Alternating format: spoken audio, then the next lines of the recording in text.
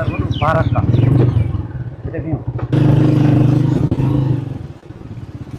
असल में इहो ॿुधाइजो मूंखे त हितां को नौजवान वञे कोई गाॾी वग़ैरह बि सऊदी जी कमाई मां ठाहींदो हाँ वाह वाह घणियूं गाॾियूं अथव उते 4 ने केतिरो कमाए वठो था महीने में अल्हम्दुलिल्लाह अस्सलाम वालेकुम छा हाल आहे न अल्हम्दुलिल्लाह तव्हां पंहिंजो हाल हलियो अल्हम्दुलिल्लाह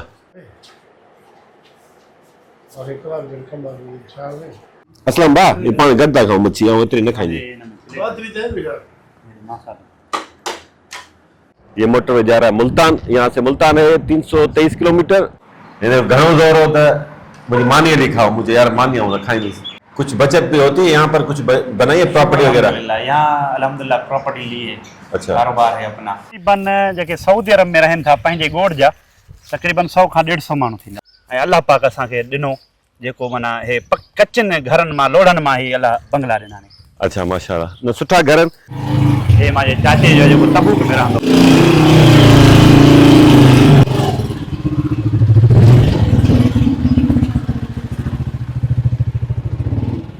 अच्छा से दोस्तों गांव की एक ओताक में आए हैं इनसे कचहरी करते जा चाहते क्या नहीं छा हाल है दुआ से अल्लाह मेहरबानी दुआ है तव्हां छोकिरा आहिनि सऊदी में हाँ सही सऊदी घणा अच्छा माशाल्लाह हाँ रोज़न खां अॻु में की पोएं साल ते हूंदो न हाणे सही रोज़ उम्र करे अच्छा उम्र कयो अथव हाँ उम्र करके आए हैं हाँ दोस्तों ये है चचा अलावरायो संगर इन्हीं के नाम से गांव है और इनके भतीजे वगैरह हितां केर वञे तो अॻिते तरक़ी जो केतिरो रहे चांस है तमामु हिकिड़ो पहिरियों उहो डेवर हुयो हाँ घर जो हाँ उन कारोबार स्टार्ट कयो सही उन पहिरियों 500 रियाल वठी करे हाँ ॿुधाईंदो आहे पाण ॿुधाईंदो आहे हाँ एॾी वॾी शख़्सियत कारोबारी शख़्सियत आहे हाँ 500 रियाल मां उन हिकिड़ो बकालो खोलियो बकाले मां चढ़दे चढ़दे हाणे उनजो तक़रीबन मिलियन में उनजो कारोबार आहे मिलियंस में है हाँ घर केतिरो यादि ईंदो आहे हाँ तमामु साईं घणो यादि ईंदो आहे हाँ ऐं पंहिंजा बच्चा यादि ईंदा नी जंहिंमहिल उते ॾुख ईंदा नी परदेस आहे हाँ ॾुख खां सवाइ सुख न आहे बिस्मिल्लाहिर्रहमानिर्रहीम अस्सलाम वालेकुम दोस्तों रात को मैं पहुंचा था घोटकी तकरीबन 9:45 बजे तो घोटकी शहर से भी मैं अपने दोस्त मुश्ताक लगारी के गांव पहुंचा हूं जहां पर हमारे भतीजों ने नाश्ता रखा है नाश्ता करेंगे फिर आगे चलेंगे कुछ और आपको घोटकी के देहात घोटकी के गांव विजिट कराएंगे अपने भाई का चैनल सब्सक्राइब करें आज की वीडियो भी माशाल्लाह बड़ी मजेदार होने वाली है खास तौर पर जो विलेज लाइफ को पसंद करते हैं उनके लिए ये वीडियो बहुत अच्छी होने वाली है तो दोस्तों हलूंदा मुश्ताक लगारी मुझे पिरी प्यारो दोस्त आहे मुंहिंजो भाउ उन जे ॻोठ उते दोस्त इंतज़ार कनि पिया उते नेरन कंदासीं पंहिंजे भाउ जो चैनल सब्सक्राइब कयो अॼु की वीडियो में असां इंशाअल्लाह घोटकी ज़िले जा ॻोठ विजिट कंदासीं तव्हांखे ॻोठाणी लाइफ ॾेखारींदासीं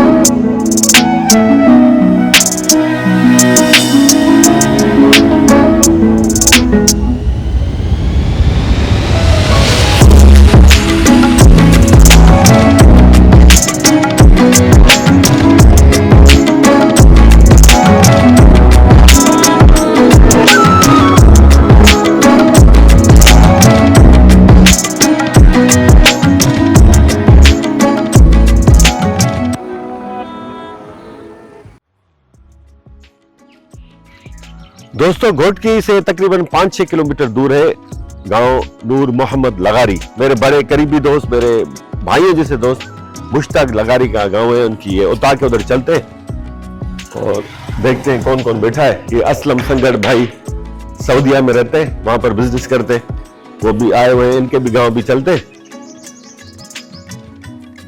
चाला मेरा अस्सलाम वालेकुम छा हाल आहे न अल्हम्दुलिल्लाह तव्हां पंहिंजो हाल हलियो अल्हम्दुलिल्लाह ये ज़ैन लगारी मेरे दोस्त का बेटा है मुश्ताक लगारी का मेरा भतीजा है दूसरे दोस्त भी आ रहे वो राब्ते में थे जैसे घोटकी से निकल रहे थे तो बार बार कॉल्स कर रहे थे तो उनसे भी मिलवाते हैं अभी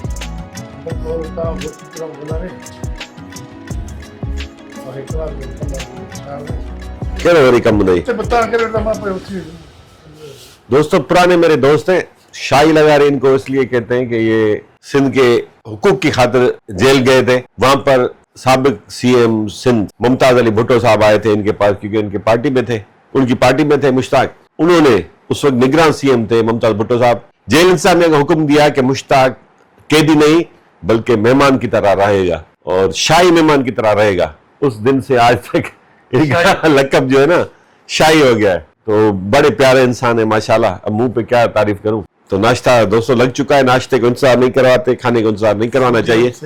हाँ भाई का मैंने तारुफ करवा दिया है, तो बिस्मिल्लाह करते हैं। फरीद मलिक साहब जो है रिकॉर्डिंग कर रहे हैं। बिस्मिल्लाहिर्रहमानिर्रहीम। मुस्ताक मच्छियों घुराई दी सुबह साण, मच्छियों घुराई मच्छी घुराई दी। असलम बा ये पानी गद्दा खाओ मच्छी आओ इतनी न खाएंगे।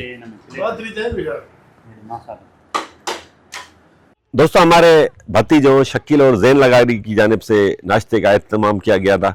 नाश्ता हमने कर लिया है, अभी गांव में उनके गांव में मौजूद है, मुश्ताक लगारी के गांव में मौजूद है। बड़ा खूबसूरत गांव है माशाल्लाह। और ये रास्ता जाता है घोट की सिटी, खुमारा स्टॉप आता है आगे, और ये रास्ता जा रहा है सीधा घोट की बाईपास पर ये कनेक्ट होगा जाके।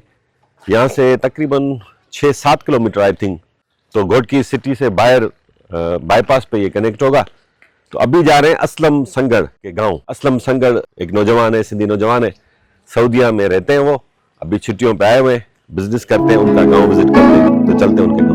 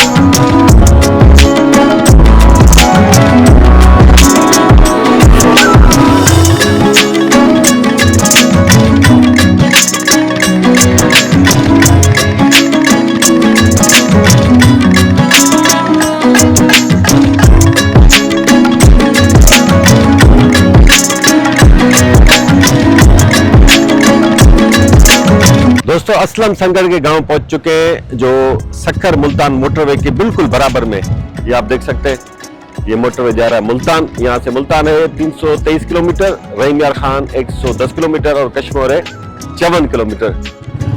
अंदर वो भारत का ये देखिए।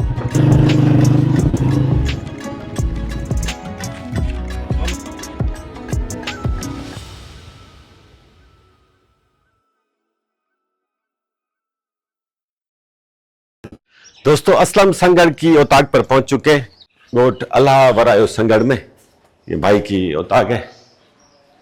भाई भी आए हमारे साथ, अंदर आ रहे हैं। दोस्तों असलम संगढ़ बक्के पाक में होंदो आहे, उते बिज़नेस करे थो, ट्रांसपोर्ट जो बिज़नेस करे थो। ही संदसि ॻोठ आहे, संदसि औताक आहे। जीअं घोट की पहुतो सुबुह सवेर ही आयो हुते, चई साईं हलो असांजे ॻोठ। हिन घणो ज़ोर हो त मुंहिंजी मानीअ ॾे खाओ, मुंहिंजे यार मानी आऊं न खाईंदुसि और बसि तव्हांजी चांहि पीअंदुसि। उन्होंने कचहरी कहीं था असलम संगढ़ मक्का पाक में होते, वहाँ पर छोटा ट्रांसपोर्ट का बिजनेस करते हैं। इनके औताक पर मौजूद हैं। कैसी गुजर रही है वहाँ पर लाइफ? सही अल्हम्दुलिल्लाह है, जब से गए हैं तो बहुत अच्छी गुजर रही है लाइफ जो है, वो अल्लाह का शुक्र है। मैं बहुत शुक्रगुजार हूँ पहले तो आपका, जो आप हमारे गांव में आए हो और आपको मोस्ट वेलकम करते हैं टीम के साथ। तो अल्हम्दुलिल्लाह वहाँ बहुत अच्छा वक्त गुज़र रहा है। जो ट्रांसपोर्ट का काम है टैक्सी का, तो वो काफ़ी लोग करते हैं। हम भी अल्हम्दुलिल्लाह वहाँ एक मजदूरी की तौर कर रहे हैं। बहुत अच्छा कारोबार चल रहा है अल्हम्दुलिल्लाह। अच्छा, सिर्फ मक्का में होते हैं या बाहर भी जाते हैं? पहले तो मक्का में ही चलाते हैं, लेकिन कहीं भी सवारी मिल जाती है, ऐसे समझो जिद्दा की, तैफ की, तो हम वहाँ चले जाते हैं। गाड़ी आपकी अपनी है? गाड़ी अपनी है, किस्तों पे ली हुई है। किस्तों में ली है? माशाल्लाह। किस्तों पे ली हुई है गाड़ी, अल्हम्दुलिल्लाह अपनी है। अच्छा तो 1 साल हुआ है अभी गाड़ी ली है। नया मॉडल है, 25 मॉडल। अच्छा, किया कौन सी पेगास। गाड़ी है? किया पेगास। अच्छा, किया पिगास। हाँ, किया पेगास। सही। तो अल्हम्दुलिल्लाह है, जो बाहर का ट्रांसपोर्ट यानी जो किराया होता है वो हम नहीं ज़्यादा नहीं उठाते, लेकिन ये उठाते हैं कि जो ड्यूटी पे जाते हैं वो ज़्यादा अक्सर उठाते हैं। बच्चे स्कूल छोड़ने हैं, यूनिवर्सिटी छोड़ने हैं, डॉक्टर हॉस्पिटल में जाते हैं, तो ये जो है हमने एक काम चलाया है जो अल्हम्दुलिल्लाह हमें मिला है। कोशिश से मिलता है, टाइम लगता है। कितना अरसा हो गया आपको वहाँ पर? मुझे अभी 3 साल हो गए हैं। अच्छा, 3 साल से मक्का में? जी जी। पहले मैं मजदूरी करता था। अच्छा। फिर जो है घर का ड्राइवर भी था और सफाई सुथराई भी करता था घर की, जैसे चौकीदार है। फिर अल्हम्दुलिल्लाह इस साल में जिस पहले गया था, ये साल मुझे 1 साल हो गया है, तो अल्हम्दुलिल्लाह है वहाँ जो है अभी टैक्सी चलाता हूँ। अच्छा। पर अल्हम्दुलिल्लाह तो बहुत अच्छा कारोबार है। कुछ बचत भी होती है यहाँ पर? कुछ बनाई है प्रॉपर्टी वगैरह? अल्हम्दुलिल्लाह यहाँ अल्हम्दुलिल्लाह प्रॉपर्टी ली है। अच्छा। कारोबार है अपना। मेरे जो भाई हैं वो भी कारोबार करते हैं और मेरे वालिद साहब हैं उनका भी कारोबार है। अच्छा, मूंखे इहो ॿुधाए जो असलम त असांजा जेके सिंधी नौजवान ख़्वाहिशमंद आहिनि, सऊदी अरेबिया या दुबई में या ॿियनि अरब मुल्कनि में, कतर में, उन्हनि लाइ हुते केतिरा मुख्य आहिनि ऐं केतिरी ज़िंदगी हुते ॾुखी आहे, आसान आहे, उन्हनि खे वञणु घुरिजे न वञणु घुरिजे? साईं, पहिरियां त जेका बि परदेस आहे, परदेस पहिरियों आज़माइश जो हिकिड़ो हा, इम्तिहान आहे। उते आज़माइशूं हूंदियूं आहिनि, सही आहे। महिनत करणी आहे, पंहिंजे पाण खे हाराइणो न आहे। उते हाराइण ताईं एतिरो तकलीफ़ ईंदी आहे जो माण्हू चए थो त बसि मां हाराए चुको आहियां। अच्छा। लेकिन पाण हाराए न, महिनत करे ऐं हुनर लाज़मी आहे। हुनर कहिड़ो हुजे? हुनर कहिड़ो बि हुजे, हुनर लाज़मी आहे। लेकिन मज़दूर, इलेक्ट्रिशियन हुजे, प्लम्बर हुजे, वाडो हुजे, ड्राइवर, छा हुजे हुनर? साईं, पहिरियों त ड्राइवर लाज़मी हुजे ऐं बाक़ी ॿियो इलेक्ट्रिशियन जो हुजे, ॿियो वाडो हुजे या ॿियूं शयूं आहिनि, लेकिन उहे तमामु माना उनखे रुझान घटि आहे। ड्राइवरिंग जो जेको आहे उहो हर मुल्क में तव्हां वेंदव तव्हांखे ड्राइवर, पाकिस्तान जो तमामु घणो अहमियत ॾियनि था। पाकिस्तान जे ड्राइवर, ड्राइविंग लाज़मी आहे? ड्राइवरी लाज़मी आहे, ड्राइवर लाज़मी आहे ऐं लाइसेंस हुजणु लाज़मी आहे? हा, पोइ उते साईं लेसन आहे। बाक़ी जेको पाकिस्तान जो लेसन आहे उहो किथे बि क़बिल क़बूल न आहे। न वञण खां पोइ उते लाइसेंस ठाहिण आसानी सां ठही थो वञे? साईं, ट्राई ॾियणी पवंदी आहे, जो हुन में पास थी वियो त ठीकु आहे, जे न थियो बि माना हुन में फेल बि थी पवंदो आहे, पोइ हुन में पैसा भरणा पवंदा नी।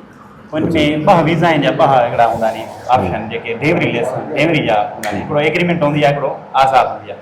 तव्हां आज़ादु जहिड़ो बि कमु करे सघो, लेकिन इलीगल हूंदो आहे, लीगल न हूंदो आहे। इलीगल कमु आहे उहो बि जो आज़ादु आहे। अच्छा, मुझे ये बताइएगा कि वहाँ की ज़िंदगी और यहाँ की ज़िंदगी में क्या फ़र्क है?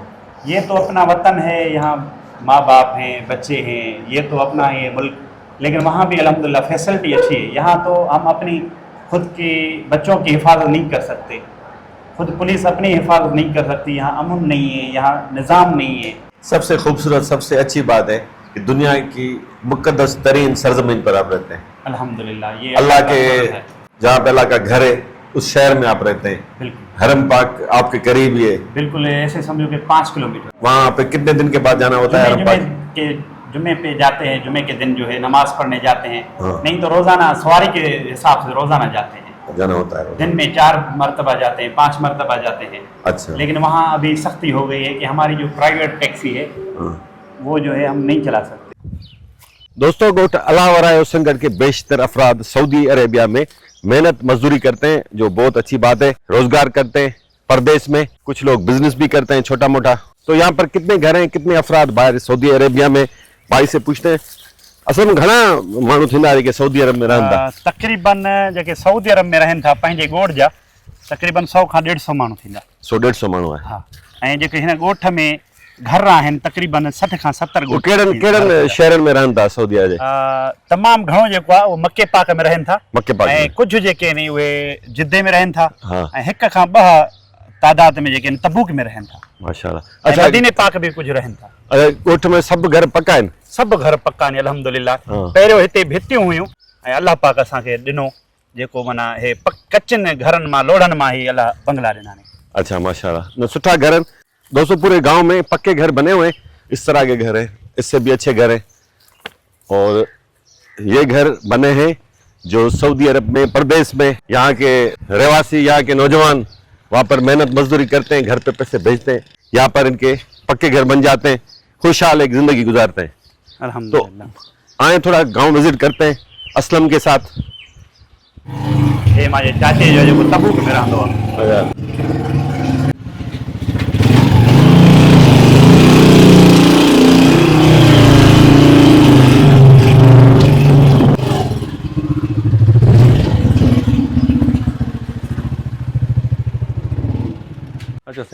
दोस्तों, गांव की एक औताक में आए हैं, इनसे कचहरी करते हैं। चाचा से क्या साईं छा हाल आहे?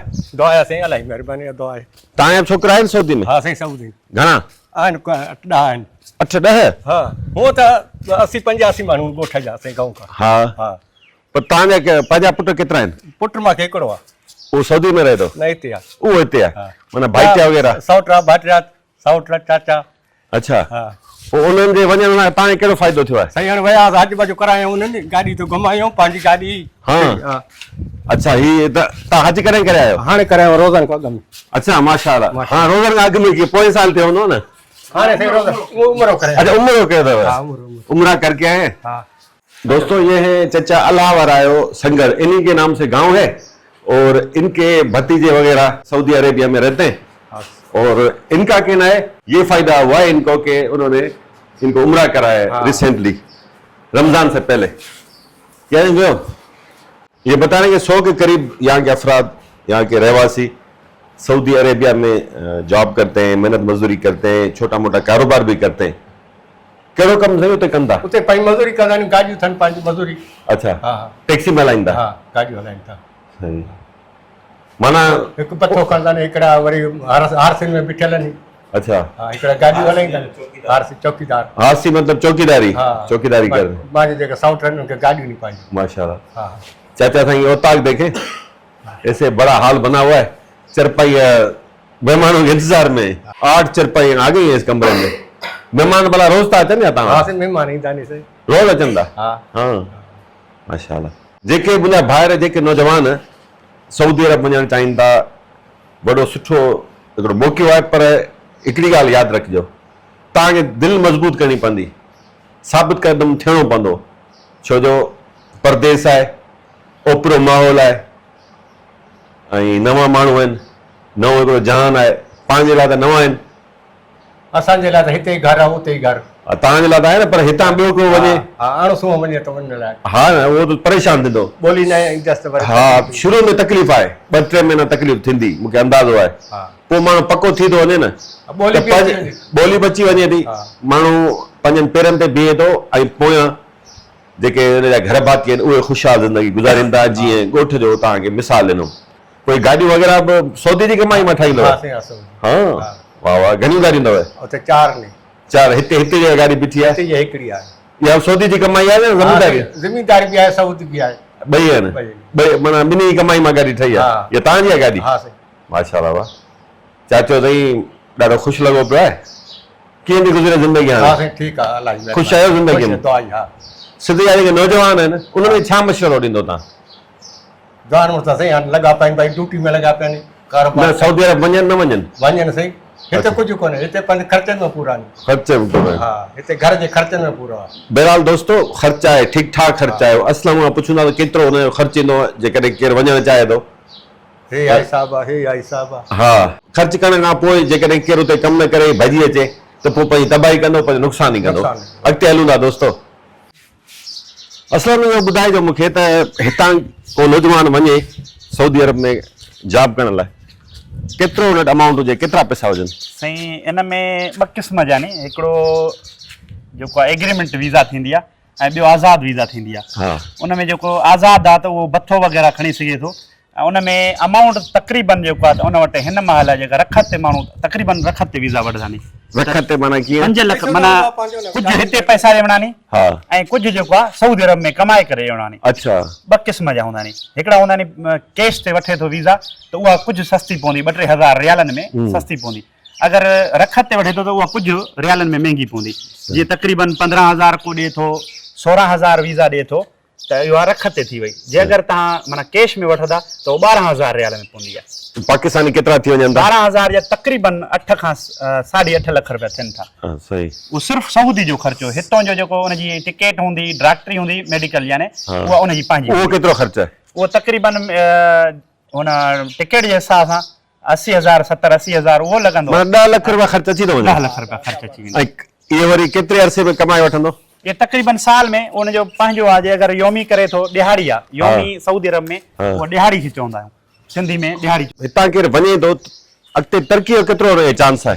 साईं तक़रीबन 50% चांस हूंदो आहे। अच्छा केतिरो अॻिते वधी सघे थो? इन में 10 साल बि लॻी सघनि था, 5 साल बि लॻी सघनि था। उन में हाणे पंहिंजे घोटकी ज़िले जो हिकिड़ो मशहूर मारूफ़ कारोबारी शख़्सियत नज़ीर अहमद कलेरी। अच्छा वो तमामु हिकिड़ो पहिरियों उहो डेवर हुयो घर जो, उन कारोबार स्टार्ट कयो। सही। उन पहिरियों 500 रियाल वठी करे ॿुधाईंदो आहे, पाण ॿुधाईंदो आहे, एॾी वॾी शख़्सियत कारोबारी शख़्सियत आहे। 500 रियाल मां उन हिकिड़ो बकालो खोलियो, बकाले मां चढ़ंदे चढ़ंदे हाणे उनजो तक़रीबन मिलियन में उनजो कारोबार आहे। मिलियंस में आहे। हा सही आहे। बहरहाल दोस्तो मुंहिंजी तव्हांखे सलाह इहा आहे तव्हां भले ॿाहिरि वञो पर दिलि तव्हांजी मज़बूत करणी पवंदी। महिनत सख़्तु आहे हुते। हिकिड़ो त मौसम तमामु गर्म आहे पर हुते एयर कंडीशन आम आहे, माना हर जाइ ते तव्हांखे एसी मिलंदी, उहो टेंशन न आहे गर्मी जो। पर घर यादि ईंदो आहे? घर केतिरो यादि ईंदो आहे? तमामु साईं घणो यादि ईंदो आहे ऐं पंहिंजा बच्चा यादि ईंदा नी। जंहिंमहिल हुते ॾुख ईंदा नी, परदेस आहे, ॾुख खां सवाइ सुख न आहे। सही आहे, इहो त आहे। ॾुख अचे माना मुंझणो न आहे। तव्हां जॾहिं विया शुरू में तव्हांखे केतिरी तकलीफ़ थिए पई, हाणे सूरत हाल छा आहे? तमामु घणी तकलीफ़ में गुज़रियासीं। मां ॾिहाड़ी खई यानी सिर तगारी खई आहे उते। अच्छा बथो चवंदा हूं, बथो खयो आहे। पोइ मां तव्हांखे पहिरियों बि ज़िक्र करियमि त मां डेवर हुयुमि घर जो। पोइ उहे ग़लति बि ॻाल्हाईंदा नी, गारियूं बि ॾींदा नी, यानी तव्हां सख़्ती सां बि पेश ईंदा नी, कमु घणो वठंदा नी। तव्हां उन्हनि खे ख़बर न आहे त मानी खाईंदो वेठो आहे, वॉशरूम में आहे, तड़ो करे थो, पोइ उहो काल मथो काल हूंदी आहे त शगल सयार यानी गाॾी स्टार्ट कर। अच्छा पोइ बीमार आहे, उनखे का ख़बर न हूंदी आहे। पर हाणे अलहमदुलिल्लाह सुठी ज़िंदगी गुज़रे थी, महिनत कई आहे पंहिंजे बचनि लाइ, मुस्तक़बिल लाइ। सभिनी अरबनि जो इहो ई रवैयो हूंदो आहे मज़दूर सां या पाकिस्तानियुनि सां? अक्सर साईं 99% इहो ई हूंदो आहे। अच्छा ऐं पोइ 1% सुठा माण्हू मिली वेंदा नी। दोस्तो अॻिते हलूं था, पोइ पुछूंसि था त हीअ महीने में घणो कमाए वठे थो, कीअं हिन पंहिंजी ज़िंदगी में तब्दीली आंदी आहे सऊदी अरब वञण खां। ज़ोर नथो भरियां, को मशवरो नथो ॾियां त तव्हां हरू सऊदी अरब वञो, तव्हां हरू सऊदी अरब वञो। हिते बि कारोबार करे सघो था, जेतिरो ख़र्च अचे थो हुते 10-12 लख रुपया तव्हां हिते कारोबार कयो। पर जेके ख़्वाहिशमंद आहिनि ऐं जेके चाहिनि था त असांखे ज़रूरु वञिणो आहे त उन्हनि लाइ भाउ खां मशवरा वठूं था, छा वञी कनि, कीअं वञिजे, बसि इहो आहे। वधीक को मक़सदु कोन्हे असांजो। तव्हांखे लालच कोन पिया ॾियूं, इनकरेज कोन पिया वञूं त हरू तव्हां सऊदी अरब वञो। हाणे त हालतूं अञा ख़राबु थी वयूं आहिनि, ईरान जंग खां पोइ हालतूं ओड़ियूं न आहिनि रहियूं। सो बहरहाल कचहरी कयूं था भाउ सां, अस्सलाम सां। हलो भाउ। हे नाथ खाना साईं। माशाअल्लाह। महिरबानी। हे बस हाणे सॼो घर विच में हुया, हाणे ॿाहिरि निकिरंदा आहिनि। अच्छा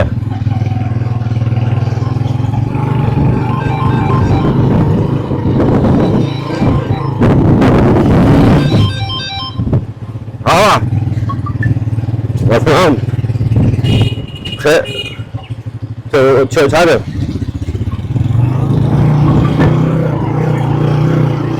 हाँ हाँ न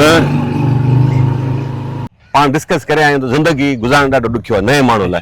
ॿियूं कहिड़ियूं ॾुखियाई पेश अचनि थियूं? उते पहिरियां त वॾे में वॾी इहा तकलीफ़ आहे त परदेस खे ऐं पंहिंजे ॾुखनि खे बुखनि खे ऐं ओजागनि खे मुंहुं ॾियणो आहे। उजागनि खे हा, इहो इन करे त हिकिड़ो मंज़िल माण्हू पंहिंजी अॻिते ॾिसे, मूंखे अॻिते कुझु करिणो आहे। सही आहे। सिर्फ़ु हे मज़दूरी न करणी आहे, हा अॻिते वधणो आहे। अॻिते वधणो आहे। सही उन लाइ बुख बि ईंदी, ओजागा बि ईंदा, तकलीफ़ बि ईंदी। सही सभ खां इहे वॾियूं वॾियूं अहम इहे शयूं नी त माण्हू माना पंहिंजो पाण बर्दाश्त करे ऐं अॻिते ज़िंदगी खे हिकिड़ो मक़सदु बणाए। सही आहे। जीअं घणनि सालनि ताईं कमु करणु घुरिजे हुते? अंदाज़ो छा आहे तव्हांजो? 10 साल 15 साल 20 साल 8 साल? ईअं त तक़रीबन 50 साल बि माण्हू कमु करनि था। हा उहो ई कमु करनि था जेको 50 साल पहिरियां कयनि था। हा सही। इन जो को अहिड़ो न आहे मुंहिंजे अंदाज़ सां, छाजे करे मुंहिंजी एतिरी पुछण जो मक़सदु इहो आहे त मिसाल माण्हू सोचींदो आहे यार 8-10 साल उते ई परदेस में कमु कंदुसि, कुझु ठाहे हिते ईंदुसि ऐं हिते जी पंहिंजो कारोबार कंदुसि, पंहिंजो सुठो घर ठाहींदुसि, इहो हिकिड़ो टारगेट खणी वञनि था न माण्हू। हिकिड़ो मक़सदु आहे। हा इहो बि हिकिड़ो मक़सदु आहे। 8-10 साल मुंहिंजे ख़्याल 8-10 साल माण्हू कमु करे एतिरो बि आहे, लेकिन पंहिंजो जेको कम जो हिकिड़ो रवैयो आहे, हिकिड़ो वधाइण आहे, हिकु पेर अॻिते वधाइण आहे। हा हिकिड़ो माण्हू उते ई पिया नी बथो करनि था त बथो ई करनि था, डेवरी करनि था। 15 साल गुज़रे बथो यानी मज़दूरी ॾिहाड़ी वारो, अच्छा यानी सीमेंट हिलसन हूंदी आहे, कुल्हे ते खणी करे मथे दौरनि ते नवां इमारत ठहंदा नी, जॻहियूं ठहंदियूं नी, उनमें उहो उनखे चवंदा आहियूं बथे वारो कमु। आख़िर में मूंखे इहो ॿुधाइजो, तव्हां पंहिंजो कारोबार बि कयो था, माना ट्रांसपोर्ट जो टैक्सी हलायो था ऐं हुते नौकिरी बि कयो था, केतिरो कमाए वठो था महीने में? अल्हम्दुलिल्लाह 6 खां 7 हज़ार रियाल कमाए वठूं था। पाकिस्तानी केतिरा थिया? 5-5.5 लख? 5.5 लख, 4-4.5 लख, 5 लख तो ई, माना इन अंदाज़े मुताबिक़ 5 लख तो ई आहे कन्फर्म। 5 लख ताईं सही आहे, सुठो हिकिड़ो अमाउंट आहे, पर आहे महांगाई। हा महांगाई आहे। पोइ हे गाड़ी जो वरी किस्त बि हूंदी आहे 2500 रियाल। सही है। उन में अल्हम्दुलिल्लाह शुक्र आहे जेको गुज़रे। असलम संगर हमें अपने तजर्बात बता रहे थे, वहाँ पर सऊदी अरेबिया में रहना एक पाकिस्तानी के लिए कितना मुश्किल है। तो इनका कहना था कि जिसका दिल मजबूत हो, इरादे का पक्का हो, मजबूत इरादे का हो, वो वहाँ पर तरक्की कर सकता है, मेहनत मजदूरी करके फिर आगे चलकर अपना बिजनेस भी कर सकता है। तो असलम संगर का गांव आपको विजिट कराया, व्लॉग कैसा लगा अपने कमेंट्स में ज़रूर बताइएगा। ऐं जिन दोस्तों ने चैनल सब्सक्राइब ना है कयो, चैनल सब्सक्राइब करे वठो। असां अञा 1-2 ॾींहं घोटकी हूंदासीं, तव्हांखे हिते जूं सुहिणियूं ओताकूं ॾेखारींदासीं, पेड़ा ॾेखारींदासीं, मशहूरु टोपियूं ॾेखारींदासीं। त दोस्तो सदाईं गॾु माशाअल्लाह।